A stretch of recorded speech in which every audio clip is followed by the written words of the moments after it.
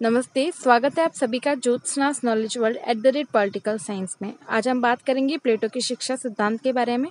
प्लेटो की शिक्षा सिद्धांत को ही प्लेटो की शिक्षा योजना भी कहा जाता है, यानी कि शिक्षा योजना और शिक्षा सिद्धांत दोनों एक ही बात है। प्लेटो ने जो भी अपनी शिक्षा के प्रति जो भी विचार है प्रस्तुत किए हैं वो शिक्षा सिद्धांत के अंतर्गत बताए गए हैं। जो भी यूनिवर्सिटी के लॉन्ग क्वेश्चंस होते हैं 20 मार्क्स के आसपास, जिनका आंसर आपको 400 से 500 शब्दों में देना होता है, उसके लिए ये परफेक्ट आंसर है। तो शुरू करते हैं प्लेटो का शिक्षा सिद्धांत। सबसे पहला आएगा सामान्य परिचय। प्लेटो के समय 2 प्रकार की शिक्षा पद्धतियाँ प्रचलित थी, एथेंस और स्पार्टा की। यानी प्लेटो जिस समय था उस समय 2 राज्य थे, एथेंस और स्पार्टा। उन दोनों में अपनी अपनी अलग अलग प्रकार की शिक्षा प्रणालियाँ या शिक्षा पद्धतियाँ प्रचलित थी और उसी का असर जो है प्लेटो पर पड़ा था और उसने इन दोनों से इंस्पायर होकर अपनी शिक्षा सिद्धांत को बनाया था। अपने आदर्श राज्य के लिए शिक्षा प्रणाली की रूपरेखा तैयार करते समय प्लेटो ने एथेंस तथा स्पार्टा की शिक्षा प्रणालियों के गुणों को अंगीकार किया था। यानी कि स्पार्टा और एथेंस की जो शिक्षा प्रणाली है उनकी कुछ अच्छी चीज़ों को अपनाया है। प्लेटो की शिक्षा योजना, यानी कि प्लेटो की शिक्षा योजना की व्याख्या भी आप इसे कह सकते हैं। प्लेटो द्वारा बनाई गई शिक्षा योजना राज्य द्वारा नियंत्रित है, अर्थात शिक्षा राज्य द्वारा प्रदान करना राज्य का कार्य है। शिक्षा राज्य के स्त्री व पुरुष दोनों के लिए है। यानी प्लेटो ने जो है शिक्षा योजना ऐसी बनाई है जो राज्य द्वारा नियंत्रित हो, यानी ऐसी शिक्षा जो राज्य के द्वारा दी जाए, निजी शिक्षा ना होकर राज्य द्वारा प्रदान की जाए। और शिक्षा जो है स्त्री और पुरुष दोनों के लिए समान रूप से है, यानी इस शिक्षा को स्त्री और पुरुष दोनों ही ग्रहण कर सकते हैं। शिक्षा के स्तर, यानी कि सोपान, किस किस स्तर पर शिक्षा प्रदान की जा सकती है। तो शिक्षा के स्तर प्लेटो ने जो है 2 बताए हैं, प्रारंभिक शिक्षा और दूसरी है उच्च शिक्षा। प्रारंभिक शिक्षा को 3 भागों में बांटा है, प्रथम भाग, द्वितीय भाग और तृतीय भाग। उसी तरह उच्च शिक्षा को भी उसने 3 भागों में बांटा है, वैज्ञानिक शिक्षा, दार्शनिक शिक्षा और व्यवहारिक शिक्षा। तो शुरू करते हैं प्रारंभिक शिक्षा से। इस शिक्षा का प्रमुख उद्देश्य नागरिकों में सामाजिकता का विकास करना है।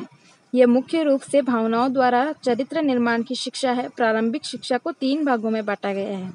यानी प्रारंभिक जो शिक्षा होती है उसके अंदर जो है बालक का सामाजिक विकास किया जाता है, उसके चरित्र का निर्माण किया जाता है और इसे 3 भागों में बांटा गया है। तो पहला भाग है प्रथम भाग। तो शुरू करते हैं प्रथम भाग। इस शिक्षा में 6 से 12 वर्ष तक के लोगों को शिक्षा दी जाती है। इस भाग में नैतिकता व धर्म की शिक्षा प्रदान की जाती है। तो प्रारंभिक शिक्षा का जो पहला चरण है, यानी जो पहला स्तर है, उसके अंदर 6 से लेकर 12 वर्ष तक के जो लोग होते हैं उन्हें शिक्षा प्रदान की जाती है। यानी कि शिक्षा कहाँ से प्रारंभ होती है? 6 वर्ष की आयु से वो शिक्षा प्रारंभ करवाता है और प्रथम चरण में 12 वर्ष तक की आयु तक शिक्षा प्राप्त होती है। लोग 6 से लेकर 12 वर्ष तक शिक्षा प्राप्त करते हैं और इस भाग में नैतिकता और धर्म की शिक्षा प्रदान की जाती है। द्वितीय भाग, इस भाग में 12 से 18 वर्ष तक व्यायाम व संगीत की शिक्षा प्रदान की जाती है। यानी कि द्वितीय भाग में 12 वर्ष से लेकर जो 18 वर्ष की आयु के जो लोग हैं उनको शिक्षा प्रदान की जाती है। और इसमें किसकी शिक्षा प्रदान की जाती है? पहले एक तो व्यायाम की और दूसरी है संगीत की जो शिक्षा है वो प्रदान की जाती है। स्वयं प्लेटो ने कहा है, शरीर के लिए व्यायाम तथा आत्मा के लिए संगीत आवश्यक है। तो अब जान लेते हैं कि व्यायाम का क्या अर्थ है और संगीत का क्या अर्थ है। तो पहले बात करते हैं व्यायाम की। व्यायाम शब्द में शरीर संबंधी समस्त शिक्षा का समावेश हो जाता है। व्यायाम का अर्थ शारीरिक कसरत से ही नहीं अपितु शरीर को स्वस्थ बनाए रखने वाले आहार शास्त्र तथा चिकित्सा शास्त्र का भी ज्ञान है। व्यक्ति के शारीरिक विकास के लिए सादे भोजन को महत्वपूर्ण माना है। यानी प्लेटो ने जो है व्यायाम के अंतर्गत सिर्फ और सिर्फ कसरत को ही नहीं, व्यायाम को ही नहीं, योग को ही नहीं, बल्कि आहार शास्त्र, यानी कि हमें क्या क्या खाना चाहिए स्वस्थ शरीर के लिए, इसका ज्ञान भी प्रदान किया जाता है। और चिकित्सा शास्त्र का ज्ञान, यानी कि अपने शरीर में अगर कोई रोग हो जाए, कोई दोष हो जाए, कोई चोट लग जाए तो उसका उपचार किस प्रकार से किया जा सकता है, उसकी चिकित्सा शास्त्र की भी व्यवस्था माना है। और शरीर स्वस्थ रहे इसके लिए प्लेटो ने माना है कि सादे भोजन को ही ग्रहण करना चाहिए। दूसरा है संगीत। संगीत काव्य, साहित्य, गीत, नृत्य, मूर्ति, चित्रकला सभी ललित कलाओं का प्रतीक है। प्लेटो के अनुसार सत साहित्य को ही पाठ्य पुस्तक में स्थान दिया जाना चाहिए। ऐसा काव्य जो देवताओं तथा ईश्वर के श्रेष्ठ चरित्र का तथा महानता का चित्रण करता हो, पाठ्यक्रम में सम्मिलित किया जाना चाहिए। यानी संगीत के अंतर्गत वो सिर्फ गीत गाने को या गायन को ही नहीं मानता है, इसके अलावा काव्य, साहित्य, नृत्य, मूर्ति, चित्र आदि जो भी ललित कलाएं हैं उन सबको भी वो संगीत के अंतर्गत ही समाहित करता है। और वो मानता है कि ऐसे जो सत साहित्य होते हैं यानी जो अच्छे साहित्य होते हैं उन्हें ही पाठ्यक्रम में शामिल किया जाना चाहिए, जो देवताओं और ईश्वर का चरित्र की जो है महानता को बताए। तीसरा भाग, इस भाग में 18 से 20 वर्ष तक की आयु तक 2 वर्ष का सैनिक प्रशिक्षण प्रदान किया जाता है। यानी कि तीसरे भाग में क्या किया जाता है, सैनिक प्रशिक्षण प्रदान किया जाता है, यानी कि अस्त्र शस्त्र की शिक्षा उन्हें प्रदान की जाती है। इसी के साथ हमारी प्रारंभिक शिक्षा जो है वो समाप्त होती है। तो प्लेटो ने प्रारंभिक शिक्षा समाप्त होने के पश्चात एक परीक्षा की व्यवस्था की है। इस परीक्षा में उत्तीर्ण व्यक्तियों को उच्च शिक्षा के लिए चुन लिया जाता है और अनुत्तीर्ण व्यक्ति समाज के उत्पादक तथा सैनिक वर्ग का निर्माण करते हैं। प्लेटो क्या कहता है कि अगर प्रारंभिक शिक्षा के बाद में जो होती है एक परीक्षा होती है, अगर जो लोग उसको पास कर लेते हैं वो आगे की यानी उच्च शिक्षा और बड़ी शिक्षा जो होती है वो प्राप्त करने के लिए जाते हैं, इसके आगे की शिक्षा प्राप्त करेंगे। और जो फेल हो जाते हैं वो क्या करते हैं, समाज के उत्पादक और सैनिक वर्ग का निर्माण करते हैं। आपको पता होगा कि प्लेटो ने जो है 3 वर्ग बनाए हैं, एक उत्पादक वर्ग, सैनिक वर्ग और तीसरा है दार्शनिक शासक वर्ग। तो जो फेल व्यक्ति है वो क्या करेंगे, वो समाज के उत्पादक वर्ग और सैनिक वर्ग का निर्माण करेंगे, यानी कि वो या तो सैनिक बनेंगे या उत्पादक बनेंगे, यानी कि कुछ भी चीज़ का उत्पादन करेंगे, चाहे वो खेती करके उत्पादन करे, चाहे वो कोई और काम करके उत्पादन करे। इसी तरह कुछ लोग जो है सैनिक बनेंगे और बचे हुए जो पास लोग हैं वो आगे की शिक्षा प्राप्त करेंगे। तो इसी के साथ बढ़ते हैं आगे की और उच्च शिक्षा में। यह शिक्षा राज्य का शासक या संरक्षक बनने वालों के लिए है। इसका प्रमुख उद्देश्य दार्शनिक राजा का प्रशिक्षण करवाना था। जिन लोगों को राजा बनना होता है, शासक बनना होता है या संरक्षक बनना होता है, वो लोग क्या करते हैं, उच्च शिक्षा को ग्रहण करते हैं। सेबाइन ने इसके बारे में कहा है कि उच्च स्तरीय शिक्षा योजना निसंदेह रिपब्लिक का अत्यंत मौलिक तथा अत्यंत विशिष्ट प्रस्ताव है। सेबाइन ने कहा है ये कि रिपब्लिक जो है प्लेटो की एक रचना है। उच्च शिक्षा को भी 3 भागों में बांटा गया है। तो जानते हैं पहले भाग के बारे में। पहला भाग है वैज्ञानिक शिक्षा। 20 से 30 वर्ष तक विज्ञान व तर्क के अध्ययन पर बल दिया जाता है। प्लेटो विज्ञान के पाठ्य विषयों में गणित को विशेष महत्व देता है। शिक्षा के इस स्तर पर व्यक्ति चिंतन करना सीखेगा तथा सद्गुण के स्वरूप से भी परिचित होगा। वैज्ञानिक शिक्षा के अंतर्गत प्लेटो ने बताया है कि जो व्यक्ति दार्शनिक बनना चाहता है वो 20 से 30 वर्ष तक की आयु तक यानी लगभग 10 वर्ष तक विज्ञान और तर्क का अध्ययन करेगा और उसकी शिक्षा प्राप्त करेगा। उसमें भी वो गणित पर विशेष बल देता है कि गणित उसे जरूर आनी चाहिए। इससे क्या होगा, व्यक्ति में चिंतन का विकास होगा और सद्गुण के स्वरूप को भी वो जानेगा। इस पर विशेष बल दिया जाता है। जब वैज्ञानिक शिक्षा समाप्त हो जाती है उसके बाद में वो एक और परीक्षा के बारे में बताता है। यह शिक्षा समाप्त होने पर पुनः एक परीक्षा का आयोजन होगा जिसमें सफलता प्राप्त करने पर आगे की शिक्षा प्रदान की जाएगी और असफलता प्राप्त व्यक्ति को राज्य के साधारण अधिकारी बना दिया जाएगा। यानी वैज्ञानिक शिक्षा जैसे ही पूरी होगी फिर से एक परीक्षा होगी, जो उसमें पास होगा वो और आगे की शिक्षा में जाएगा, क्योंकि इसके भी 3 चरण बताए हैं मैंने। पहला वैज्ञानिक शिक्षा है और दूसरा दार्शनिक शिक्षा है। तो जो वैज्ञानिक शिक्षा के बाद में होने वाली परीक्षा में पास हो जाएगा उसको दार्शनिक शिक्षा प्रदान की जाएगी और जो फेल हो जाएगा उसको राज्य के साधारण अधिकारी बना दिया जाएगा। तो दूसरी शिक्षा है दार्शनिक शिक्षा। तो उच्च शिक्षा का दूसरा चरण है दार्शनिक शिक्षा। इसमें 30 से 35 वर्ष तक की न्याय, तर्क, गणित तथा दर्शन की शिक्षा प्रदान की जाएगी। यह शिक्षा मुख्यतः द्वंद्वात्मकता की शिक्षा है जिसमें दर्शन शास्त्र के अध्ययन पर विशेष बल दिया गया है। जो व्यक्ति दार्शनिक बनना चाहता है, दार्शनिक शासक बनना चाहता है, वो 30 से लेकर 35 वर्ष तक की आगे की शिक्षा प्राप्त करेगा। लगभग 5 वर्ष तक वो न्याय, तर्क, गणित और दर्शन की शिक्षा प्राप्त करेगा। उसमें भी दर्शन शास्त्र पर मुख्य रूप से जोर रहता है और वो दर्शन की शिक्षा को प्राप्त करता है। तीसरा चरण है व्यवहारिक शिक्षा। 35 वर्ष तक की आयु तक शिक्षा देने के बाद भी प्लेटो संरक्षकों के शिक्षण को अपूर्ण मानता है और कहता है कि वह 35 से 50 वर्ष तक अर्थात लगभग 15 वर्ष तक संसार की पाठशाला में व्यवहारिक ज्ञान प्राप्त करें। यानी प्लेटो जो है 35 वर्ष तक की शिक्षा हो जाती है उनकी दार्शनिक शिक्षा तक, फिर भी उसके आगे व्यवहारिक शिक्षा प्रदान करता है। यानी वो क्या कहता है कि आगे जो 15 वर्ष है यानी 35 से लेकर 50 वर्ष तक की आयु तक वो है जीवन का व्यवहारिक अध्ययन करे, वो जीवन जाए, जीवन में उतरे और उसमें का व्यवहारिक अध्ययन करे, संसार की पाठशाला में व्यवहारिक ज्ञान प्राप्त करे।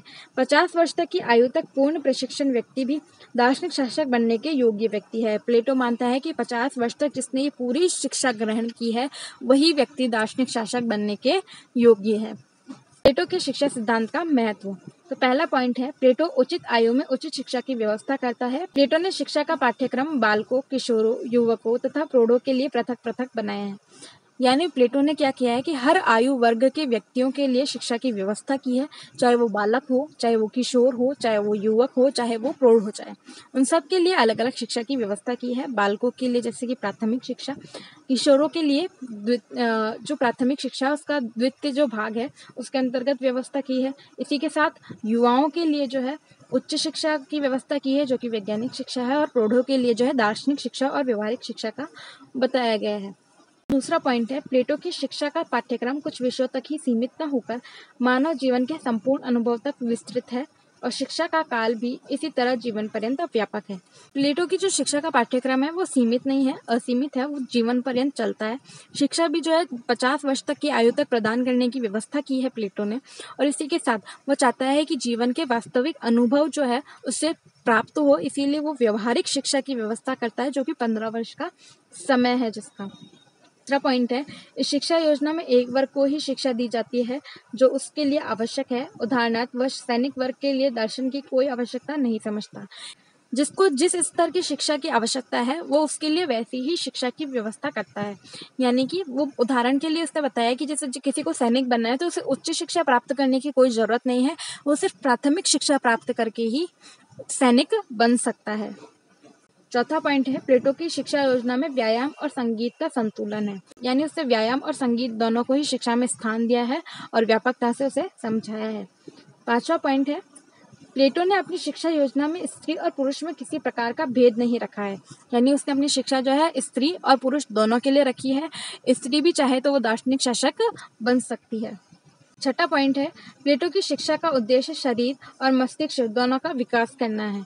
यानी प्लेटो जो है ऐसी शिक्षा प्रदान करना चाहता है जिससे शरीर का भी विकास हो और मस्तिष्क का भी विकास हो। प्लेटो की शिक्षा योजना की विशेषता है, राज्य द्वारा नियंत्रित शिक्षा। यानी शिक्षा जो है वो राज्य द्वारा प्रदान की जाए, राज्य द्वारा नियंत्रित हो। दूसरा है, व्यक्तित्व का सर्वांगीण विकास। शिक्षा ऐसी प्रदान की जाए जिससे कि व्यक्तित्व का विकास हो, चरित्र का निर्माण हो।